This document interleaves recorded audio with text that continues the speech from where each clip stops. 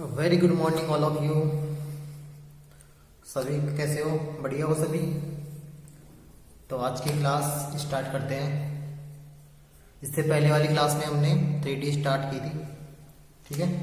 3D में हमने एक टॉपिक देख लिया था, direction, ratios and direction cosines. तो उम्मीद करता हूँ सबको समझ में आ गया होगा, है ना।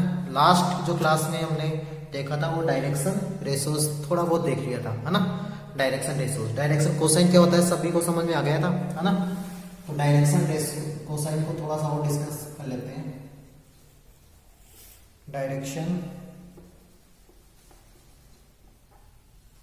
Cosine, direction cosines and ratios, ये टॉपिक हम पढ़ रहे हैं, है ना। लास्ट क्लास में यही टॉपिक देख रहे थे ना, कुछ समझ में आ भी गया होगा, ठीक है। तो देखो डायरेक्शन कोसाइन, एक्स एक्सिस के साथ क्या होता है एल, वाई एक्सिस के साथ एम और जेड एक्सिस के साथ एन, एल एम एन। ये होता था cos alpha, cos beta and cos gamma. That is for x axis, y axis and z axis, ठीक है।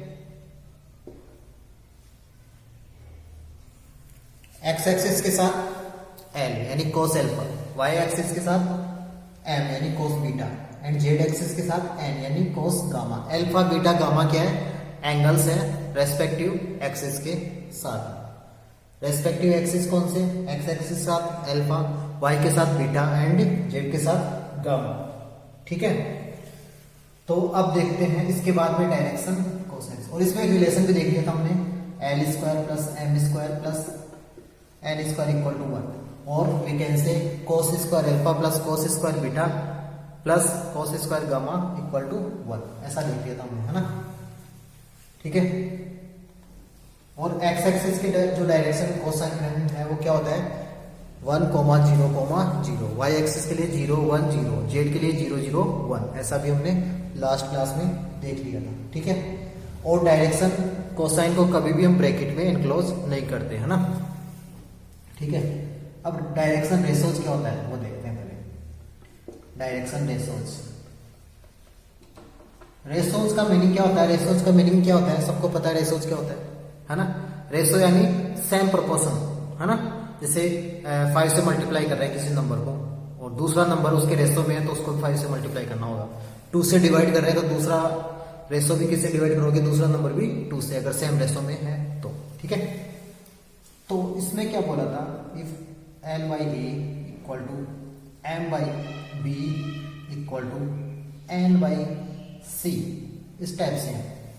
अगर L M N direction cosine को किसी पर्टिकुलर नंबर से डिवाइड करते हैं और उनका रिजल्ट इक्वल आता है, then a b c are said to be direction ratios, और इसको के इक्वल पुट कर दिया था, ठीक है।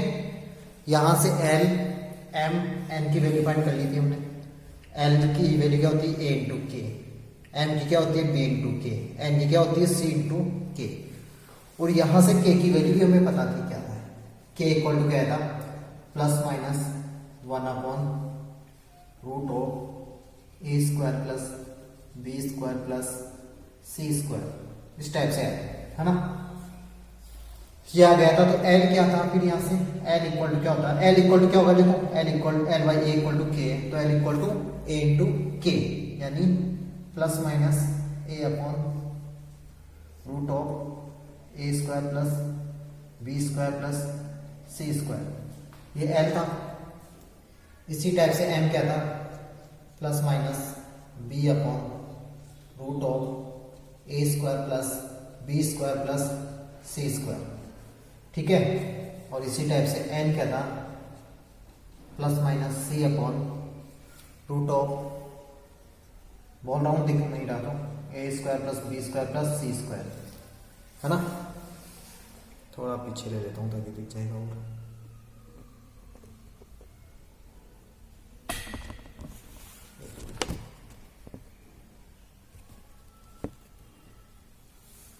ठीक है। तो इसको नोट कर लिया होगा, कल भी समझा दिया था वैसे, इसको नोट करने की इतना कुछ है। तो नोट हो गया होगा ये, है ना। कल समझा दिया था, वैसे नोट भी कल कर लिए होंगे, है ना। तो आज हम डायरेक्शन रेशोज की थोड़ी और बात करते हैं। चलो, जिसने नोट नहीं किया हो नोट कर सकते हो। यहां तक डाउट तो होनी नहीं चाहिए किसी को, वैसे होगी नहीं डाउट, नहीं है ना किसी को डाउट? कमेंट कर देना, देख लूंगा मैं, कुछ डाउट होगी तो किसी को। हालांकि डाउट तो क्या होगी इसमें, तो कोई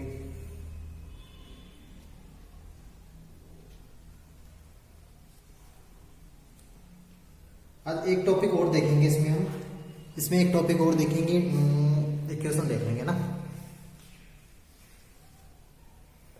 कुछ ये तो छोटा सा टॉपिक है, इतना कुछ है नहीं इसमें। तो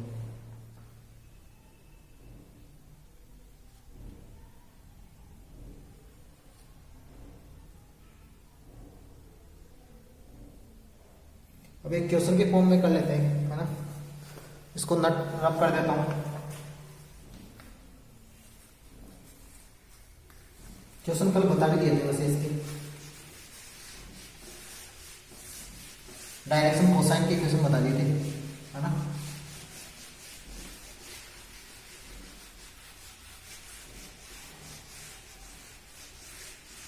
देखो, डायरेक्शन कोसाइन को एक तरीके से और लिख सकते हैं। जैसे मान लो एग्जाम्पल के फॉर्म में ऐसा बोलो, let r vector, position vector सब समझते हो क्या होता है? आर वेक्टर, आर वेक्टर का इक्वेशन क्या होता है? आर वेक्टर का इक्वेशन सबको पता है क्या होता है? एक्स आई कैप प्लस वाई जे कैप प्लस जेड के कैप। तो हम यहाँ पर एबीसी के फॉर्म में लिख देते हैं इसको, A I cap plus B J cap plus C K cap, ठीक है। तो यहां पर देखो, यूनिट वेक्टर फाइंड कर सकते हो इसका, यूनिट वेक्टर, आर वेक्टर का यूनिट वेक्टर फाइंड कर सकते हो, unit vector of r vector. वो क्या होता है? आर कैप, आर कैप ही होता है ना, इससे पहले वाली क्लास में देखा था, पहले वाले यानी इससे पहले वाले चैप्टर में। वो क्या होता है? R vector upon mod of r vector, ऐसा ही तो होता है, ठीक है। यानी आर वेक्टर तो हमारे पास क्या है? A I cap plus B J cap plus C K cap. अब देखो, आर मोड आर, इसका मोड आर यानी इसका मैग्नीट्यूड, मैग्नीट्यूड क्या हो जाएगा? Root of A square plus B square plus C square. ऐसा कह सकते हो ना इसको। यानी जो आर यानी पोजीशन वेक्टर होता है, पोजीशन वेक्टर क्या होता है? A I cap plus B J cap plus C K cap, ठीक है। या एक्स आई कैप प्लस वाई जे के कैप प्लस जेड के कैप, ठीक है। इस टाइप से होता है। तो यहाँ पर एबीसी के फॉर्म में मान लिए तो कांस्टेंट है ना, एबीसी तो क्या मतलब है? कांस्टेंट है ना, है ना। तो इसका यूनिट वेक्टर फाइंड कर सकते हैं। यूनिट वेक्टर क्या होता है? N cap equal to n vector upon mod of n, ठीक है। तो इस टाइप से हो जाएगा। तो इसको यहाँ सेपरेट सेपरेट डिवाइड कर सकते हैं क्या? मैं ऊपर लिख लेता हूँ, नोट कर लिया होगा इसको ना, यहाँ पर नोट लिख देता हूँ इसको,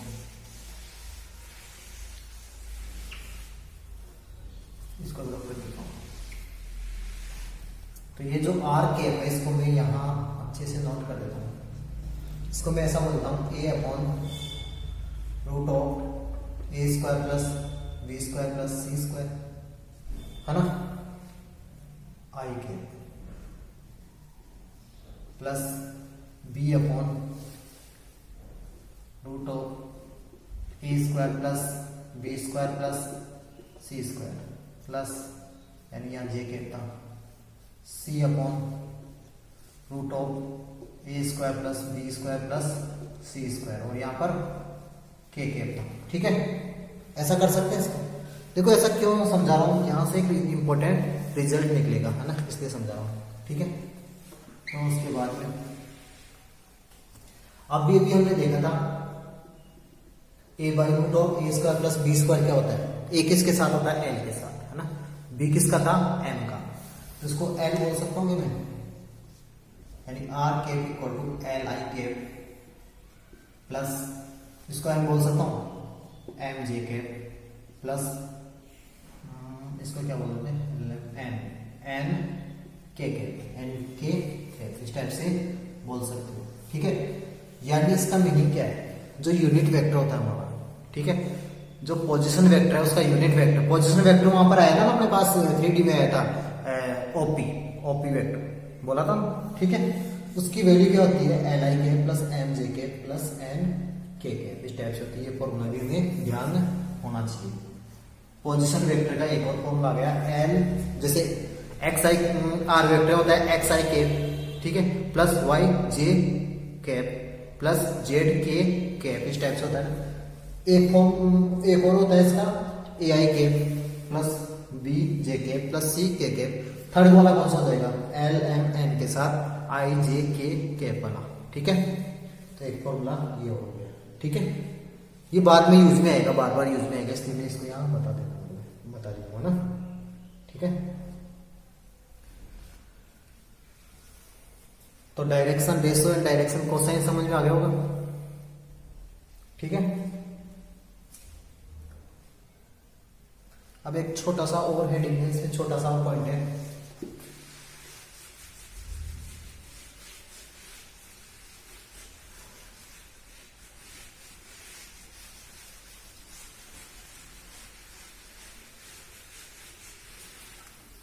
छोटा सा और पॉइंट जो है वो ये है, मैं ऐसा बोल देता हूं इसको, direction cosine of a line passing through 2 points, है ना, ये टॉपिक है छोटा सा, डायरेक्शन कोसाइन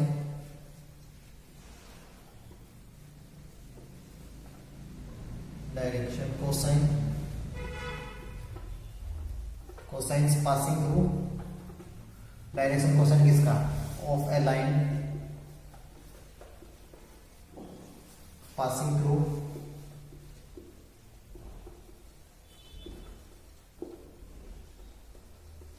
two points। जैसे मान लो कोई लाइन ले लेते हैं, एक पॉइंट ले लिया P, इसका कोऑर्डिनेट बोल दिया x1 y1 z1 q, x2 y2 z2 इस टाइप से ले सकते हो, है ना। तो पी क्यू फाइंड कर सकते हैं यहाँ से, पी क्यू वेक्टर का मोड, ऐसा बोल दो। अगर मान लो वेक्टर के फॉर्म में लोगे तो पी क्यू बोलोगे ना, इसका मोड में क्या हो जाएगा, मोड में तो आई जे के पता ही नहीं है, x2 माइनस x1। अगर मान लो ओनली मैं पी क्यू बोलूँ, ओनली पी क्यू फाइंड करूँ यहाँ पर, ओनली पी क्यू क्या हो जाएगा, पी क्यू वेक्टर क्या हो जाएगा, हो जाएगा x2 माइनस x1 आई के प्लस y2 माइनस y1 जे के प्लस z2 माइनस z1 के इस टाइप से हो जाएगा ना। इसका मैग्नीट्यूड क्या हो जाएगा, मैग्नीट्यूड क्या हो जाएगा, यहाँ लिख देता हूँ, पी क्यू वेक्टर का मैग्नीट्यूड क्या हो जाएगा, root of x2 minus x1 whole square plus y2 minus y1 whole square plus z2 minus z1 whole square. ये क्या हो जाएगा, पी क्यू होगा कि नहीं, ठीक है। अभी डायरेक्शन कोसाइन नहीं, हम सिंपल ये देख रहे हैं, पी क्यू एक लाइन है जो 2 पॉइंट को ज्वाइन कर रही है, पी एंड क्यू। पी के coordinate x1 y1 and z1, Q के coordinate x2 y2 and z2। तो पी क्यू वेक्टर क्या हो जाएगा, x2 माइनस x1 बताया था ना, लास्ट वाले में से सेकंड वाले में से फर्स्ट को माइनस करते हो कि नहीं करते हो, इसको नोट कर लो एक बार।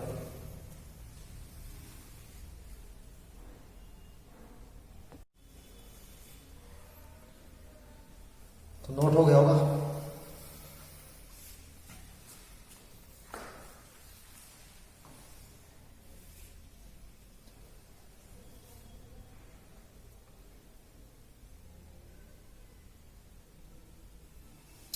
ठीक है। तो अब हम डायरेक्शन कोसाइन देख रहे हैं ना, पी क्यू देखो हमारे कॉपी में तो लिख लिया ना, तो देखो पी क्यू क्या होगा,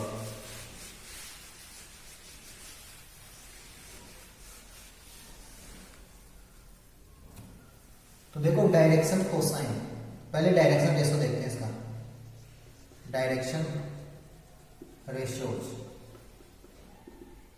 of join of a line PQ, यही मान लेते हैं ना। तो जो डायरेक्शन रेशो यानी ए बी सी, यानी ए की वैल्यू क्या होती है, डायरेक्शन रेशो पूछे तो डायरेक्शन रेशो तो क्या होता है हमारा directive x2 minus x1 first तो ए तो ठीक है। बी क्या होगा y2 माइनस y1, सी क्या होगा z2 माइनस z1, ठीक है। ये तो क्या हो गया हमारा डायरेक्शन रेशियो। और डायरेक्शन कोसाइन क्या होता है, डायरेक्शन सेकंड, ये फर्स्ट पॉइंट है ना, ये सेकंड पॉइंट हो जाएगा हमारा डायरेक्शन कोसाइंस।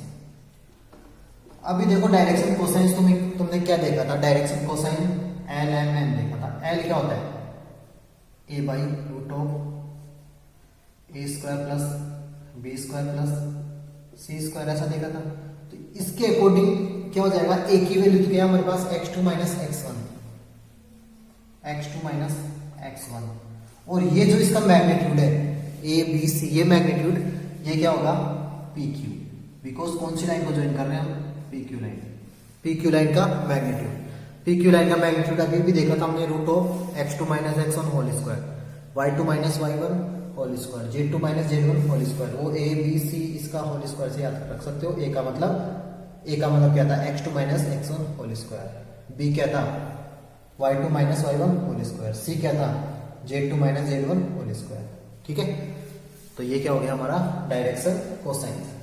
याद रखना डायरेक्शन रेशो, इसमें कंफ्यूजन क्या होता है, कई बार कंफ्यूज होते हैं डायरेक्शन रेशो पूछे है या डायरेक्शन कोसाइन पूछे है, पता नहीं होता है ना। तो रेशो पूछा है तो डायरेक्ट ओनली डिफरेंस होता है ना, 2 पॉइंट्स का डिफरेंस ओनली डिफरेंस होता है रेशो। कोसाइन पूछा है तो कोसाइन में तो हमने ऐसा देखा था ना एल एम एन देखा था। तो एल की वैल्यू क्या होती है ए अपॉन ए इंटू क्या होती है, तो A upon root of A square plus B square plus C square, plus minus लगा सकते हैं इसके साथ, ठीक है। लिख लोगे अब तो बाकी तो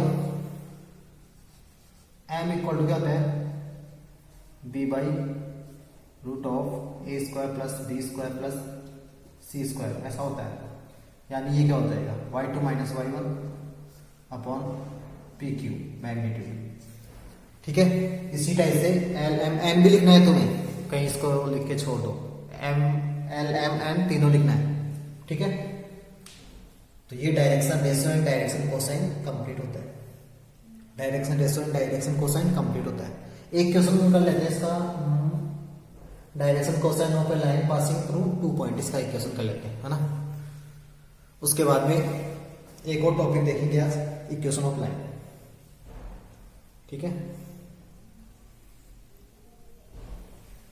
नोट कर लो फटाफट, एल एम और एन भी लिखना है तुम्हें।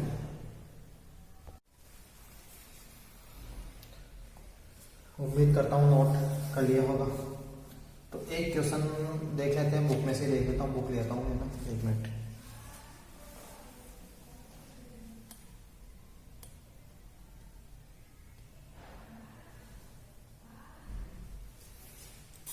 ठीक है, तो एक क्वेश्चन बुक में से ले आऊंगा ना, एक्सरसाइज 14.1। हाँ, सेकंड क्वेश्चन देख लो, find the direction cosine of the line joining 2.4 2 3 और 4 5 7।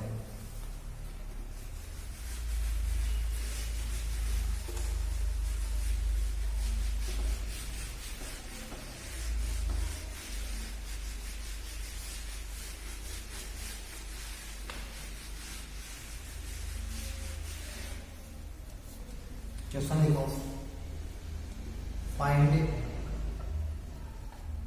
डायरेक्शन, दोनों ही लिख लेते हैं है ना। Find direction ratios and direction cosines of line PQ या AB बोल देते हैं, ऑफ लाइन AB, वेयर ए का कोऑर्डिनेट गिवन है 4 2 3, यही है ना 4 2 3, एंड बी का जो है 4 5 7। ठीक है, ये है। अब यहां से डिफरेंस क्लियर हो जाएगा कि डायरेक्शन रेशो क्या होता है, डायरेक्शन कोसाइन क्या होता है। तो सबसे पहला काम क्या करना है, डायरेक्शन रेशियो, डायरेक्शन रेशियो यानी ए इक्वल टू क्या होता है, x2 minus x1, B equal to क्या होता है, y2 minus y1, C equal to क्या होता है, z2 माइनस z1। कर लोगे, कितना हो गया, 4 माइनस 4, दोनों 4 है क्या, ठीक है, हो सकता है, क्या प्रॉब्लम है, 0 है ना भाई। cos 90 जीरो नहीं हो सकता क्या, या हमने ऐसा भी तो देखा था 1 0 0, तो 0 क्यों नहीं हो सकता, बिल्कुल हो सकता है। 5 माइनस 2 यानी 3, 7 माइनस 3 यानी 4, ठीक है।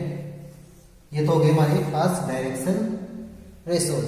याद रखना A square plus B square plus C square 1 नहीं होता, जैसे L square plus M square plus N square 1 होता है ना, तो ये तो कहाँ हो रहा है, इसका स्क्वायर ये करोगे तो ऑब्वियसली समझ में आ रहा है ना। ए बी सी कभी भी 1 नहीं होता है स्क्वायर के फॉर्म में, है ना। हो सकता है जैसे मान लो एक कोऑर्डिनेट 1 हो बाकी दोनों 0 है, ठीक है, लेकिन हमेशा नहीं होता, लेकिन वहां पर जो कोसाइन होता है वो हमेशा 1 होता है, ठीक है। तो एल क्या हो जाएगा बताओ, एल क्या हो जाएगा, ए अपॉन ए बी का मैग्नीट्यूड फाइंड कर लोगे, एम क्या हो जाएगा, ये तो 0 हो जाएगा ना, कोई प्रॉब्लम ही नहीं है। 3 अपॉन ए बी का मैग्नीट्यूड फाइंड कर लोगे, और ये कितना हो जाएगा, 4 अपॉन ए बी का मैग्नीट्यूड फाइंड कर सकते हो। इसको सोल्व करो फटाफट, इसको सोल्व कर लो सब फटाफट, है ना, इसको सोल्व कर लो जल्दी।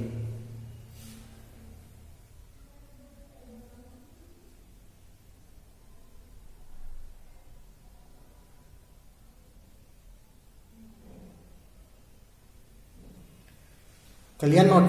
तो अब न्यू टॉपिक स्टार्ट करते हैं आज की क्लास का। न्यू टॉपिक साइड में उनकी बात करता हूँ, है ना। न्यू टॉपिक है equation of line in A space. In A space क्या बोल रहे हैं, पहले हेडिंग लेता हूँ।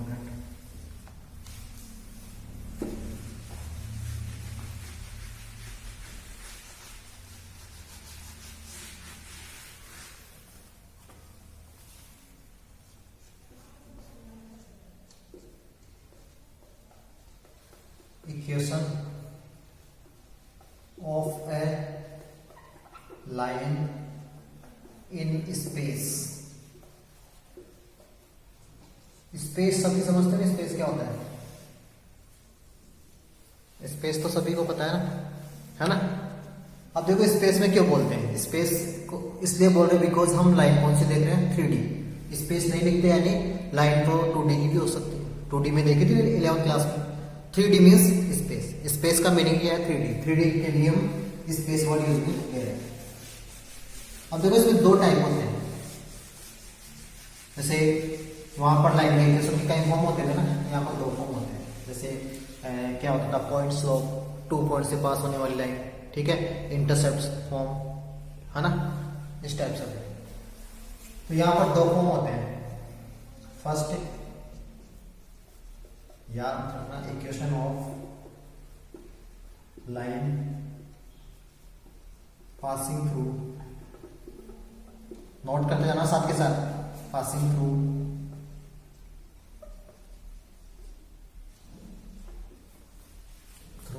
गिवन पॉइंट, या इसको ऐसा हो सकता है पासिंग थ्रू ए पॉइंट जो कि गिवन होगा हमें, है ना। ऐसा नहीं कि गिवन पॉइंट कोई अलग बात है, कोई पॉइंट गिवन होगा हमें, है ना। And parallel to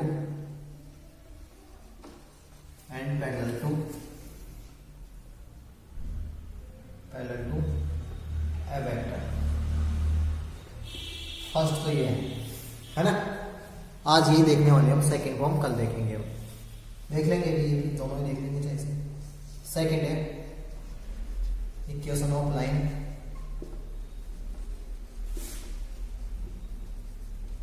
passing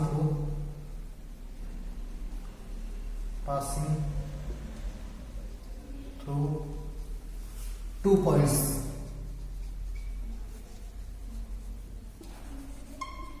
passing through 2 points, ये देखने वाले हम। नोट कर लो इसको पहले। यानी दो टाइप के हम इक्वेशन देखने वाले लाइन के। एक तो एक लाइन होगा किसी पॉइंट से पास होगा और किसी वेक्टर के पैरेलल होगा। दूसरा जो 2 पॉइंट से पास होगी, लाइन 2 पॉइंट से पास होगी। ठीक है, तो फर्स्ट हेडिंग लिखो।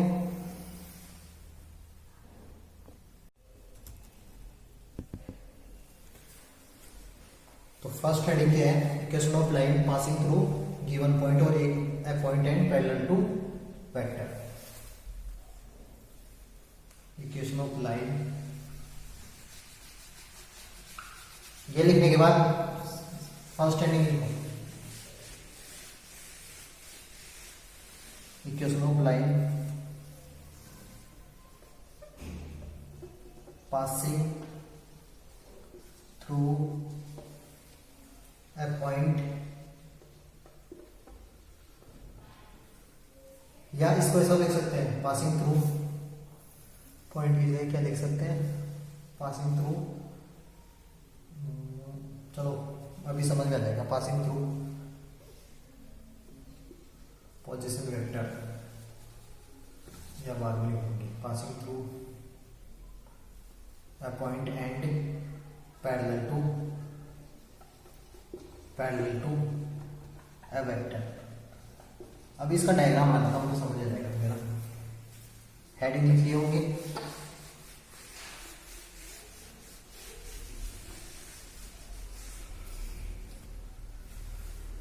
जैसे कि एक लाइन है, ये पॉइंट है ना, इससे पास हो रही लाइन, ये लाइन है, ये पॉइंट है ए, है ना, इससे ये लाइन पास हो रही है, ये लाइन है हमारी एल।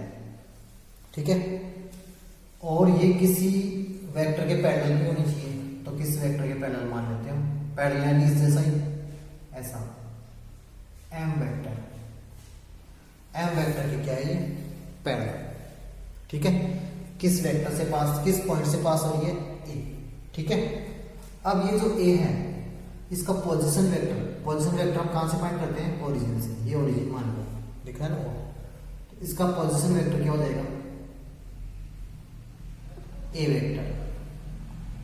याद रखना, कोई पॉइंट है उसका पोजीशन वेक्टर, जब मैं बोल रहा हूं कि पोजीशन वेक्टर भी होता है ना, पोजीशन वेक्टर ए वेक्टर है। ठीक है भाई, यहां पर वेक्टर इक्वेशन देखेंगे तो इसकी पोजीशन तो होगी ना, किसके रेस्पेक्ट में तो होगी ना। जैसे हम कोऑर्डिनेट वाले में देखते हैं, उसकी पोजीशन का मतलब क्या होता है? उसका कोऑर्डिनेट ही होता है ना। जियोमेट्री में देखा था ना हमने, पोजीशन मींस उसका कोऑर्डिनेट होता है। यहाँ पर कोऑर्डिनेट क्या होगा? वेक्टर होगा। और वो किसके रेफरेंस में लेते हैं? किसके रेस्पेक्ट में लेते हैं? ओरिजिन। तो वहां पर भी कोऑर्डिनेट ओरिजिन के रेस्पेक्ट में ही लेते हैं, है ना। ठीक है, उसके बाद में एक और पॉइंट ले लेते हैं पी। इन जनरल वो पॉइंट में बोलते हैं ना जिसका पोजीशन वेक्टर क्या होता है? आर। जिसका पोजीशन वेक्टर क्या होता है? आर। जनरल पॉइंट, जैसे कि एक्स और वाई, जैसे हम लाइन का इक्वेशन लेते हैं ना, भाई एक लाइन है उसका x1, y1 उससे पास हो रही है। ठीक है, और दूसरा पॉइंट अपने आप में हमने क्या माना था? x and y। ठीक है, ऐसा फाइंड किया था। ठीक है, यानी वेरिएबल तो होगा ही ना, फिर उसका इक्वेशन होता है y minus y1 equal to m x minus x1। इस टाइप से देखा था हमने। तो यहां पर भी क्या होगा? ये p क्या होगा? पोजीशन वेक्टर के लिए एक पॉइंट ले लिया। ठीक है, एक रेफरेंस के लिए पॉइंट ले लिया जिसका पोजीशन वेक्टर क्या होगा? r। पोजीशन वेक्टर तो हो गया होगा ना। चलो, ये बात समझ में आ गई। डायग्राम नोट कर लो एक बार, डायग्राम बना लो।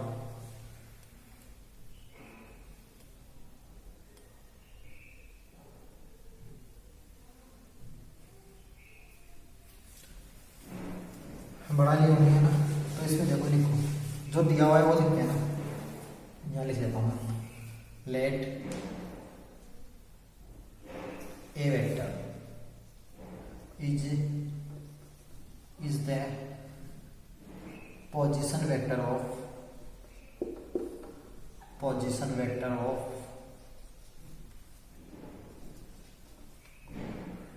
point A, sorry, capital A, point A through which, point A से तो पास हो रही है, through which line is passing. ठीक है। सेकंड लाइन क्या हो सकती है इसमें, जो हाँ ऐसा एक और ले लो, लेट पी इज, या स्मॉल आर ले लो directly, let small R is the position vector, position vector of line, ठीक है, एट पॉइंट पी। लाइन का भी तो पोजीशन वेक्टर ही है भाई, लाइन की तो पोजीशन ये बता रहा है ना, लाइन की पोजीशन एट पॉइंट पी। ठीक है, चलो तो यानी अब लाइन हमारे पास क्या होगी, ए पी बोल सकता हूं मैं, line A and P. Note कर लो इसको फटाफट।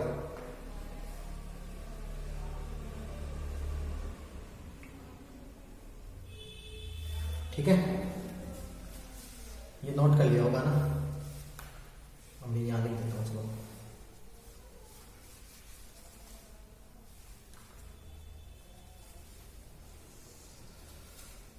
AP vector is parallel to M vector, M vector के पैरेलल होगा, है कि नहीं। देखो AP वेक्टर M वेक्टर के पैरेलल होगा, तो अब इसको रब करने में कोई प्रॉब्लम है नहीं, रब कर सकते हो। अब देखो पैरेलल के लिए कंडीशन बताई थी वेक्टर वाले चैप्टर में, दो वेक्टर्स पैरेलल होते हैं। ठीक है, यहाँ लिख सकता हूँ इफ, है ना, A vector is parallel to B vector, then इनमें रिलेशन होता है A vector is equal to lambda B vector, ये रिलेशन होता है इनमें। ठीक है, यानी टू लाइंस अगर पैरेलल है, टू वेक्टर्स पैरेलल है, तो उन दोनों का रेशो कांस्टेंट होता है। रेशो यानी ए बाई बी का रेशो लेमडा, यानी कांस्टेंट यानी A equal to lambda B vector, ऐसा होता है। ठीक है, यहाँ पर पैरेलल कौन है, यहाँ पर क्या है, a p vector is parallel to M vector, ऐसा बोल सकता हूं, यानी AP vector is lambda M vector. ठीक है, कुछ बुक्स में एम को बी वेक्टर लिख दिया है, लेकिन अपनी बुक में एम वेक्टर लिखा है, इसलिए इसको एम ही हम शो करेंगे। बट रटना नहीं है, हमें ये ध्यान रखना है किसके पैरेलल है, पैरेलल किसके, एम वेक्टर का। अब सॉरी डायग्राम की जरूरत है, इसको रब कर देना चाहिए था, तुम्हारे पास तो बना हुआ डायग्राम, तो थोड़ी स्पेस की कमी है हमारे पास। ये एम वेक्टर है, ये ओरिजिन था, ये ए वेक्टर था, और ये हमारा पोजीशन वेक्टर आर था, ये आ गया पी, ये आ गया ए, ये आ गया ए पी। ठीक है, ए पी वेक्टर देखो ट्राइंगल लॉ से देखो, ये यहां जा रहा है, ये यहां जा रहा है, और इसको एनक्लोज करने वाली साइड कौन सी होगी, आर, यानी इसका मीनिंग क्या हो गया, are vector equal to o a vector plus a p vector, ऐसा ही होगा ना। तो यहां से हमें चाहिए कौन सा वेक्टर, ए पी वेक्टर, तो ए पी वेक्टर क्या हो जाएगा, a p vector equal to क्या हो जाएगा, ये इधर चला जाएगा, r vector minus o a vector. ठीक है, यानी ए पी को क्या लिख सकता हूं मैं, r vector minus o a vector equal to lambda M vector, ऐसा लिख सकते हैं ना ए पी को ट्राइंगल लॉ के अकॉर्डिंग। इसीलिए मैं बोल रहा था बार बार तुम्हें कि वेक्टर वाला टॉपिक पढ़ के आना है ना। ओ ए का है, ओ ए वेक्टर को ए वेक्टर बोल सकता हूँ मैं, तो r vector minus a vector is equal to lambda M vector. ठीक है, अब आर वेक्टर ये ए इधर ले जाऊंगे, तो क्या हो जाएगा, यहां से R vector equal to minus का इधर जाके प्लस हो जाएगा, A vector plus lambda M vector, और ये इसका इक्वेशन का फॉर्मूला गया, are vector equal to A vector plus lambda M vector. A vector क्या है, वो वेक्टर, उसका पोजीशन वेक्टर जिस पॉइंट से लाइन पास हो रही है, position vector through which line is passing, that is A vector. M vector क्या है, विच is parallel to given line. ठीक है, ये पैरेलल वाला, ठीक है, देखो पैरेलल के साथ लेमडा आता है, बिकॉज हमें पता है पैरेलल के लिए कंडीशन क्या होती है, A equal to lambda B, A vector equal to lambda B vector, है ना, जिससे पास हो रहा है वो आएगा ये। ठीक है, तो समझ आ गया आर वेक्टर क्या काम में आ रहा है। यहाँ पर आर वेक्टर यूज में इसलिए आ रहा है बिकॉज जैसे स्ट्रेट लाइन का इक्वेशन देखा था ना हमने, y minus Y one equal to m x minus x one, तो x और y में जो रिलेशन शो करता है इसलिए आर वेक्टर यूज में लेते हैं। ठीक है, जियोमेट्री में x एंड y के थ्रू रिलेशन शो करते हैं ना, x एंड y की वैल्यू भी कुछ आ जाएगी तो फिर इक्वेशन बनेगी कैसे, तो यहाँ पर आर वेक्टर होता है, वही काम करता है जो x एंड y करता है। ए वेक्टर क्या है, position vector through which line is passing, जिस पॉइंट से पास हो रही है उसका पोजीशन वेक्टर। अभी क्वेश्चन से ही बिल्कुल क्लियर हो जाएगा, है ना, तो समझ में आ गया होगा। अगर इसको डेरिवेशन समझ नहीं कोई प्रॉब्लम नहीं है, बट फॉर्मूला ध्यान होना चाहिए। ये इसका वेक्टर फॉर्म है, याद रखना, जहां से हमने हेडिंग लिखी थी वहां पर तुम लिख सकते हो वेक्टर फॉर्म। देखो अब इसका मीनिंग समझो, equation of line passing through a point, है ना, passing through a point at parallel to given vector, तो उसका फॉर्मूला क्या होता है, r vector equal to A vector, यानी इस पॉइंट से पास हो रहा है ना, इस पॉइंट से पास हो रहा है, जिस पॉइंट से पास हो रहा है उसका पोजीशन वेक्टर ए vector plus lambda M vector. ठीक है, तो इसको बोल सकते हो वेक्टर इक्वेशन, वेक्टर इक्वेशन। इसको क्या बोल सकते हो, ए वेक्टर क्या है, position vector, position vector, position vector of the point through विच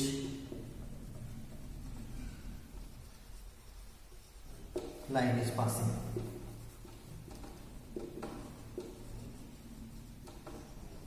ठीक है, एम वेक्टर क्या हो जाएगा, parallel vector, parallel vector of line, parallel vector of line. ठीक है, ये हो गया। तो equation of line passing through a point या passing through a point whose position vector is given and parallel to M vector is R vector equal to A vector plus lambda M vector. ये इसका vector form है, याद रखना कौन सा form है, vector form, vector form और vector equation. अब इसका कार्टेशियन फॉर्म भी देख लेते हैं, इसको नोट कर लो, पहले कर लिया होगा सब note.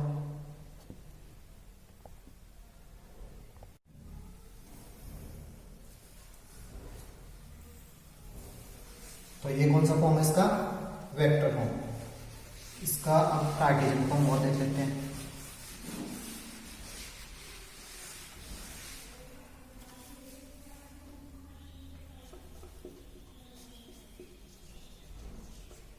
Cartesian form, Cartesian form means vector form नहीं हो, नॉर्मल फॉर्म। ठीक है, देखो ये कैसे देखोगे, कैसे समझ में आएगा, बहुत आसानी से कर सकते हैं इसको, है ना। आर वेक्टर क्या होता है, आर वेक्टर क्या होता है, एक्स आई के प्लस वाई जे के प्लस जेड के इस टाइप से होता है कि नहीं होता। ठीक है, ए वेक्टर क्या है, ए वेक्टर वो पॉइंट है, उसका पोजीशन वेक्टर जिससे लाइन पास हो रही है ना, तो ए वेक्टर क्या कोऑर्डिनेट में लिख सकते हैं, x1 आई कैप प्लस y1 जे कैप प्लस z1 के कैप। जैसे कि ध्यान देना, जहां डायग्राम बनाया वहां पर लिख सकती हूँ, जो ए था इसका point x1 y1 and z1 ये था।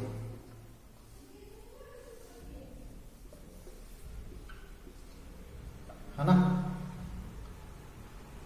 वापस वहां सकते हो लाइन, अगर हम कार्टेशियन फॉर्म में देखेंगे। इस पी का जो कोऑर्डिनेट था वो था एक्स वाई जेड, बिकॉज ये तो जनरल पॉइंट है ना लाइन पर। ठीक है, तो ये आ गया समझ में। ठीक है, और एम वेक्टर क्या होगा, तो आर वेक्टर समझ आ गया ना, पोजीशन वेक्टर होता है। ठीक है, ए वेक्टर हो गया, बचा गया एम वेक्टर। तो एम वेक्टर क्या होता है, A I cap plus B J cap plus C K cap, है ना। यहाँ पर ये डायग्राम को मैं रख कर दी होंगी ना, ठीक है, ये था, है ना। तो अब क्या करते हैं, जो आर वेक्टर है, ए वेक्टर है और एम वेक्टर, इसकी वैल्यूज इनपुट कर देते हैं। इसको मैं रख कर देता हूँ।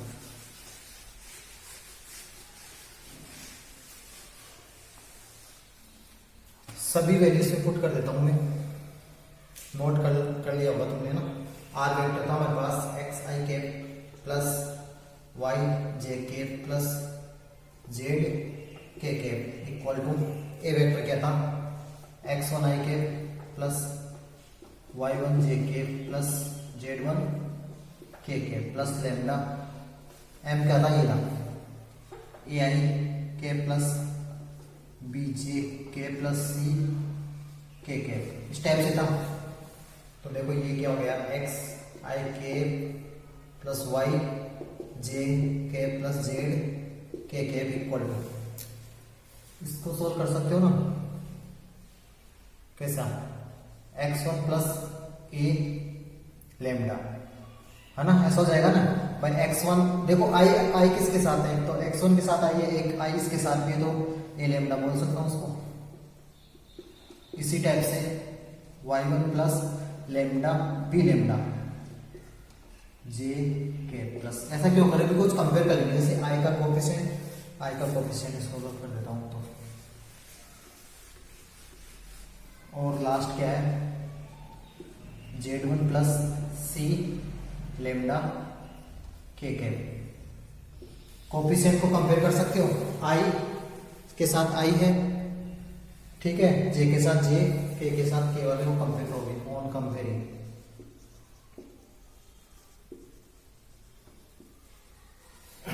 आसानी है ना वैसे तो।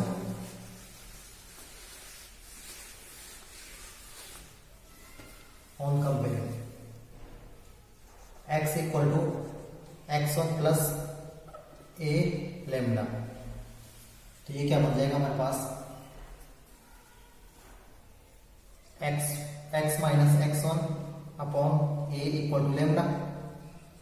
भाई देखो एक्स वन इधर चला जाएगा तो X minus x one equal to A lambda, और ए को डिवाइड कर दिया। इसी टाइप से y equal to Y one plus B lambda, तो ये कितना हो जाएगा, y minus Y one equal to B upon B equal to lambda. इसी टाइप से z equal to Z one plus C lambda, और ये क्या बन जाएगा हमारे पास, Z minus Z one upon C equal to lambda. अब देखो तीनों लेमडा के इक्वल है, तीनों कांस्टेंट के इक्वल है, लेमडा आ रहा है, तीनों कांस्टेंट के इक्वल है, तो इसको एक साथ कैसे लिख सकते हैं, नोट कर लो एक बार इसको पहले। ये समझ में आ गया ना, कंपेयर करो कि भाई यहाँ है आई कैप के साथ एक्स था तो एक्स लिखा, यहाँ आई कैप के साथ क्या है, x one plus A lambda, एक को समझ लो बाकी सिमिलरली करके लिख सकते हो। तो आ गया x minus x one by A equal to lambda.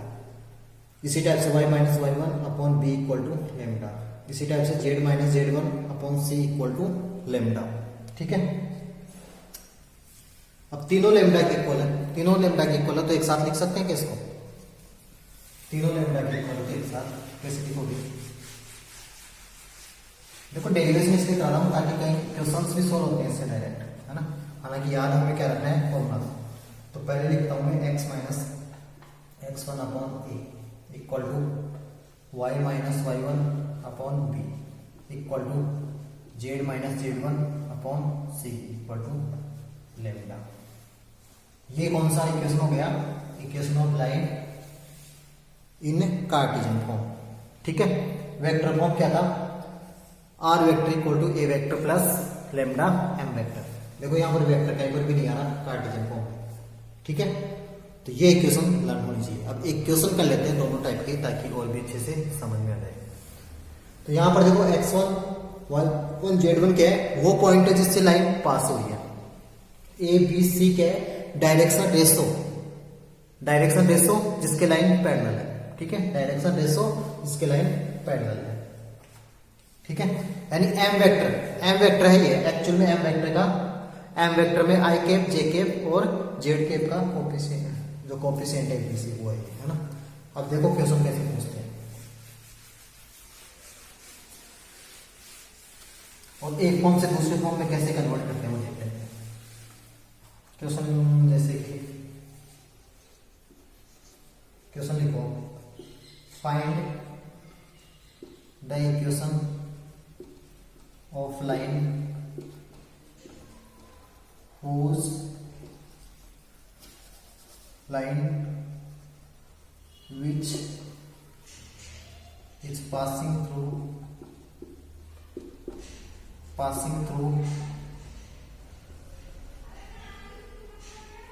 the point 2, 3, 4 and is parallel to the vector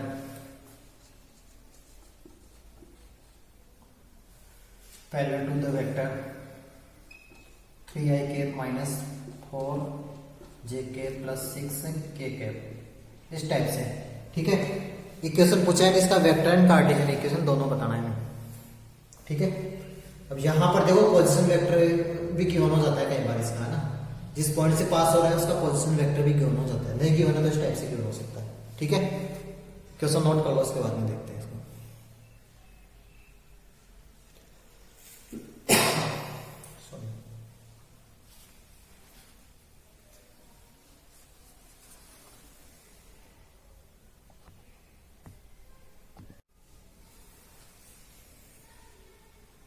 question तो नोट हो गया होगा ना। तो देखो, सबसे पहले तो हमें वेक्टर फॉर्म देखते हैं। फर्स्ट वेक्टर फॉर्म या वेक्टर इक्वेशन होता क्या है, r vector equal to A vector plus lambda M vector. देखो आर वेक्टर के फॉर्म में ही आंसर आएगा इसका, ऐसा नहीं आर वेक्टर की वैल्यू भी कुछ आएगी। ए वेक्टर और एम वेक्टर की वैल्यू पुट करनी है। एम वेक्टर तो डायरेक्ट गिवन है, जिसके पैरेलल है वो एम वेक्टर होता है। ठीक है, ए वेक्टर की बननी है। ठीक है, तो ए वेक्टर फाइंड कर सकते हो, पोजीशन वेक्टर ऑफ पॉइंट, कौन सा पॉइंट है, 2, 3, 4, इस पॉइंट, जिस पॉइंट से पास हो रही है लाइन उसका पोजीशन वेक्टर। देखो यानी वो ए वेक्टर ही होगा एक्चुअल में। तो देखो ये जो पॉइंट है उसके साथ क्या लगा देते हैं, केवल 2i के 3j के प्लस 4k के ओनली, और कुछ भी नहीं है। ठीक है, और एम वेक्टर में गिवन नहीं है। एम वेक्टर क्या गिवन है, ये एम वेक्टर। एम वेक्टर में क्या गिवन है, 3i के माइनस 4j के प्लस 6k के। ठीक है, तो अब इक्वेशन में कोई प्रॉब्लम आएगी, मुझे नहीं लगता इक्वेशन में प्रॉब्लम आएगी। So vector equation is given by r vector equal to, अब ऐसा नहीं कि आर वेक्टर को भी तुम xi के प्लस yj के प्लस zk के लिखे हो, नहीं, आर वेक्टर के फॉर्म में 2i के प्लस 3j के plus 4k plus lambda 3i minus 4j plus 6k, बस इसको सॉल्व भी नहीं करता है, इसके फॉर्म में ही रखना है ना। R vector equal to A vector plus lambda M vector के फॉर्म में ही रखना होता है इसको। ठीक है, ये तो इसका वेक्टर इक्वेशन हो गया। कार्टेशियन इक्वेशन क्या हो जाएगा, कार्टेशियन इक्वेशन वो क्या होता है, x minus x1 by A, y minus y1 by B, z minus z1 by C. अब देखो x1 y1 z1 तो हमें डायरेक्ट गिवन है, क्या गिवन था, जिस पॉइंट से पास हो रही है, यानी ये रहा x1 y1 z1 तो। ठीक है, लेकिन abc क्या होता है, m वेक्टर जो पैरेलल होता है उसमें i j k का कोएफिशिएंट। ठीक है, तो यानी देखो ये रहा a, ये रहा b, ये रहा c, यानी ये a है, ये b है अपना, और ये c है। ठीक है, यानी इसका क्वेश्चन हो जाएगा x minus 2 upon 3 is equal to 2, ऐसे ही लिखना। y माइनस 3 अपॉन माइनस का 4, बिकॉज b माइनस का 4 है, थोड़ा साइड में लिखता हूँ, ज़्यादा अच्छा होगा।